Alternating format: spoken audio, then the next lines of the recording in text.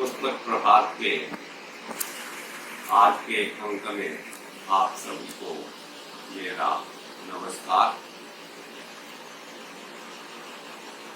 आज इस अंक में हम विठल दास मोदी की पुस्तक जीना सीखिए के बारे में बात करेंगे।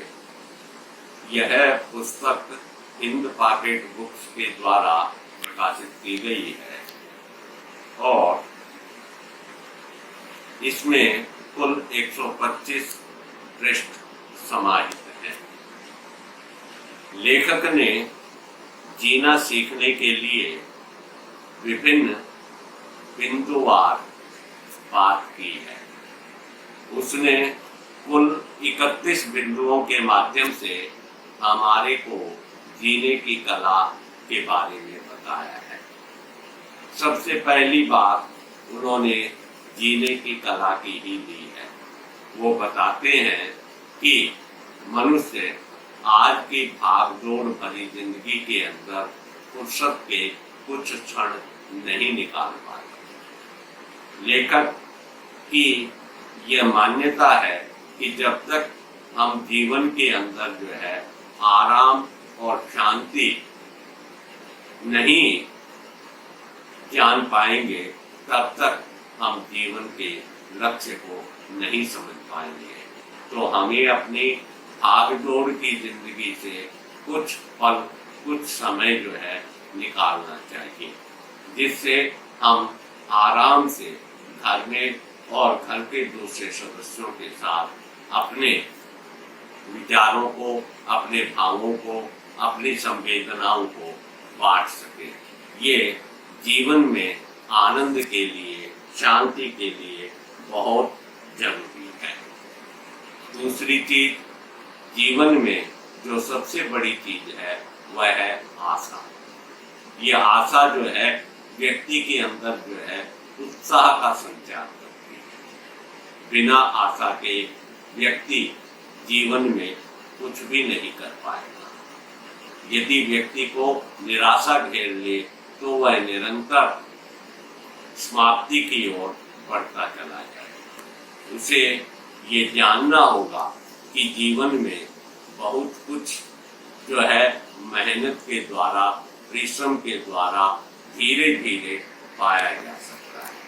करत करत अभ्यास के जड़मति हो सुजान की बात को यहाँ पर रखना चाहता है और आशा के संबल को व्यक्ति पकड़े रहे तो वह जीवन में असीमित और असंभव चीजों को भी कर जाने की क्षमता पा जाता है।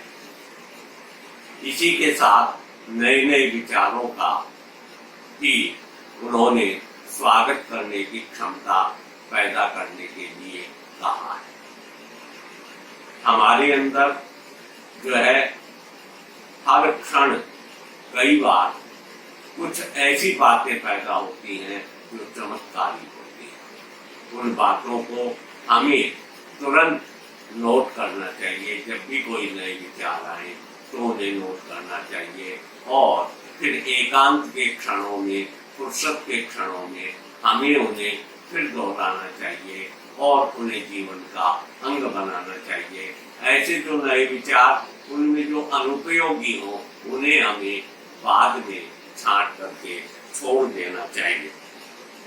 मित्रता जीवन के लिए बहुत बड़ी चीज है। मित्रता के लिए उन्होंने एक उदाहरण प्रस्तुत करते हुए कहा है कि हेनरी फोर्ड, जो कि फोर्ड मोटर कंपनी के मालिक थे, जीवन के जब वो अंतिम पड़ाव पर थे तो एक प्रेस रिपोर्टर ने उनका इंटरव्यू लिया। उस साक्षात्कार में उन्होंने हेनरी फोर्ड से कहा कि आपके पास पर्याप्त धन है, आपने बहुत धन अर्जित किया है, आपने बहुत यश भी कमाया है, आपने बहुत से गौरवपूर्ण कार्य भी संपन्न किए हैं, आप अपने इस जीवन से संतुष्ट होंगे। हेनरी फोर्ड ने जवाब दिया कि मैं इससे धन से, अपनी उपलब्धियों से, अपने कार्यों से संतुष्ट हूँ, लेकिन जीवन में संतुष्ट नहीं हूँ। उन्होंने पूछा कि ऐसा क्यों? उन्होंने एक ही उत्तर दिया कि मैंने जीवन में यश, धन, गौरव सब कुछ प्राप्त किया, लेकिन मैं मित्र नहीं बना सका।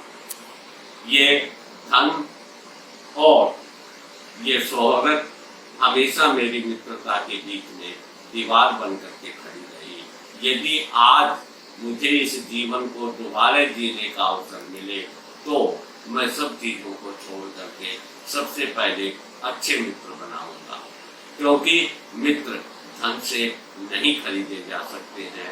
इस बात का एहसास आज मुझे जीवन के इस अंतिम पड़ाव पर हो रहा है। उन्होंने इस बात को बड़ी बेगैरती से स्वीकार किया है। इसी के साथ व्यक्ति को जीवन के अंदर लेखक बताता है कि संयम और धीरज से कार्य करना चाहिए। उसे अत्यधिक बातों को ध्यान से सुनना चाहिए और दूसरों की आलोचनाओं को भी बड़ी धैर्य के साथ सुनना चाहिए। उनके ऊपर कोई त्वरित प्रतिक्रिया उसे नहीं करनी चाहिए। केवल अवसर आने पर ही उसे उसके बारे में स्पष्टीकरण देना चाहिए। उन्होंने लिंकन का उदाहरण देते हुए कहा कि अमेरिका के राष्ट्रपति अब्राहम लिंकन ने एक जगह लिखा है कि यदि मैं लोगों की आलोचनाओं और उनके इल्जामों को सुनने लगूं तो मेरे पास ऑफिस में केवल उन आलोचनाओं का जवाब देने के अतिरिक्त और कोई काम नहीं होगा। मैं अपनी पूरी क्षमता से और जिसे ठीक समझता हूँ उस कार्य को पूरी निष्ठा के साथ करता हूँ। यदि उसके बावजूद भी उस कार्य में मुझे असफलता मिलती है या वह अच्छा परिणाम नहीं देता है तो निसंदेह लोग मेरी स्पष्टता को नहीं सुनना चाहेंगे। और यदि मैं अपने कार्य के परिणाम के अंदर सफल हो जाता हूँ तो लोग जो है अपनी आलोचनाओं के ऊपर पुनर्विचार करने के लिए बाध्य होंगे। तो इसलिए ऐसी आलोचनाओं को जो केवल व्यक्ति को सक्रिय करने के लिए की जाती हैं, उन आलोचनाओं को अनदेखा करना चाहिए। लेकिन जहां ऐसी आलोचनाएं जो समाज के अंदर जो हैं आपके व्यक्तित्व को धूमिल करती हैं या आपके व्यक्तित्व के बारे में व्यक्तियों को सोचने के लिए मजबूर कर देती हैं, तो उन आलोचनाओं पर अपनी प्रतिक्रिया भी हमें देनी चाहिए, अपनी सफाई भी समाज के सामने प्रस्तुत करनी चाहिए। हमें जीवन के अंदर सौंदर्य को समझना चाहिए। जीवन के अंदर सौंदर्य जो है इस शरीर के अंदर नहीं, बाहरी वस्तु में नहीं है। सौंदर्य कोई खरीदी जाने वाली वस्तु नहीं है। सौंदर्य व्यक्ति के अंदर से पैदा होता है। एक सुंदर लगने वाला व्यक्ति जब जो है गलत चीजें बोलता है, उसके विचारों में जो है कोई अपने आप में तृष्णा करने लग जाते हैं, उसके ऊपर ध्यान नहीं देते हैं। लेकिन यदि कोई ऊपर से काला कलूटा दिखाई देने वाला व्यक्ति कोई बहुत ऊंची बात कहे तो हम उसकी बात को बड़े गौर से सुनते हैं और उसके प्रति हमारे मन में श्रद्धा और सम्मान का भाव भी जगता है। तो हमें सौंदर्य की सही पहचान सीखनी होगी। इसी के अलावा कार्यनिष्ठा, साहस और आत्मविश्वास की बात भी लेखक ने की है। ये चीज़ें जरूरी है। हमारे अंदर अपने काम के प्रति निष्ठा होनी चाहिए, हमारे अंदर जो है साहस होना चाहिए, हमें भयाक्रांत नहीं होना चाहिए, आत्मविश्वास होना चाहिए। कई बार हम कुछ चीज़ों से भयाक्रांत होकर के उनसे विमुख हो जाते हैं। जैसे कोई व्यक्ति पहली बार तैरना सीखता है और वह किसी गड्ढे में फंस कर के जल के अंदर जो है मृत्यु से बच पाता है, तो उसके मन के अंदर एक आशंका पनप जाती है कि वह तैरना सीख ही नहीं सकता। लेकिन ऐसे भयों से, ऐसे हीनता बोध से हमें मुक्ति पानी होगी और हमें आगे बढ़ने के लिए अपने साहस का परिचय देना होगा। चिंता नहीं करनी चाहिए। चिंता व्यक्ति के व्यक्तित्व को नष्ट करती है। चिंता और चिता ये दोनों शब्द एक जैसे ही नहीं हैं, अपितु इनमें अर्थ की भी बड़ी भारी समानता है। चिंता व्यक्ति को जो है वह जीते जी नष्ट करती है, चिता जबकि व्यक्ति को मृत होने पर ही जलाती है। हमें जीवन में नहीं कहने की आदत भी डालनी होगी, क्योंकि बहुत से ऐसे कार्य हैं जिनको हम नहीं कर पा सकते हैं, तो हमें दूसरे व्यक्ति से स्पष्ट शब्दों में नहीं कहना होगा, तभी वह हमारे प्रति एक अच्छी धारणा बना सकेगा। जीवन में हमें रस भी, आनंद भी जो है लेना चाहिए, इसलिए हमें नई नई स्थितियों के अंदर जो है उनसे गुजरना चाहिए, क्योंकि व्यक्ति बहुत से अनुभव उससे हासिल करता है।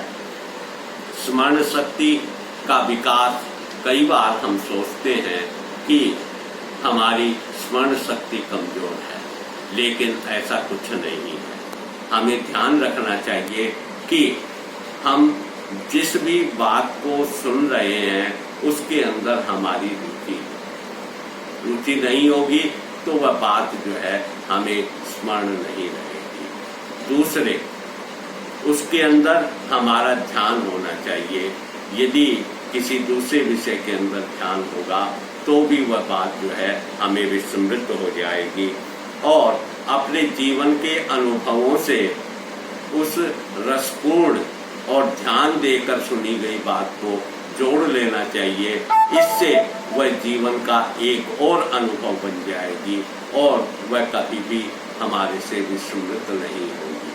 जैसे कोई महिला यदि चाबी का गुच्छा रख रही है और उस समय यदि दरवाजे के ऊपर कोई दस्तक हो जाती है तो वह भूल जाती है कि उसने चाबी कहाँ रख छोड़ी है, क्योंकि उसका ध्यान चाबी रखने के अंदर न होकर के उस दरवाजे के ऊपर होने वाली दस्तक के अंदर जो है उलझ जाता है और वह उस बात को स्मरण नहीं रख पाती है।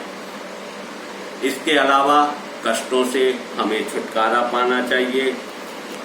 इसके लिए लेखक ने 5 जो है सूत्र बताए हैं कि हमें कष्ट को आने से पहले ही, किसी भी क्लेश के आने से पहले ही, लेकिन उसकी ठीक ठीक स्थिति हमें ज्ञात करनी चाहिए।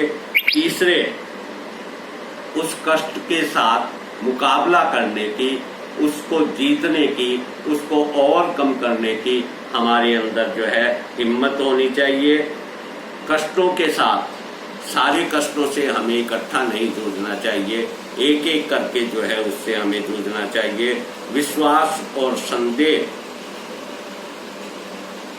को हमें एक साथ लेकर के नहीं चलना चाहिए, ये एक साथ नहीं चल सकते।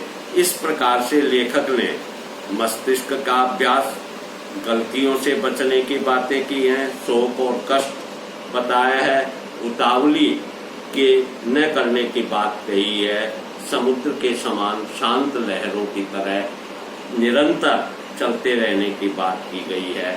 साथ ही स्वस्थ स्वयं को रखना भी जो है जरूरी बताया गया है कि बीमारी भी जो है एक दोष है, इसलिए हमें क्लांति से बचना चाहिए, भय से बचना चाहिए, और सबसे बड़ी बात है कि हमें जीवन में सजग रहना चाहिए। उन्होंने कहा है कि जिन खोजा तिन पाइया, गहरे पानी पैर। इस बात की महत्ता को समझाया है। तो लेखक के इन बिंदुओं को आत्मसात करके हम अपने जीवन को सार्थक कर सकते हैं। बड़े ही रोचकपूर्ण और उदाहरणों के साथ अपनी बात को उन्होंने रखा है।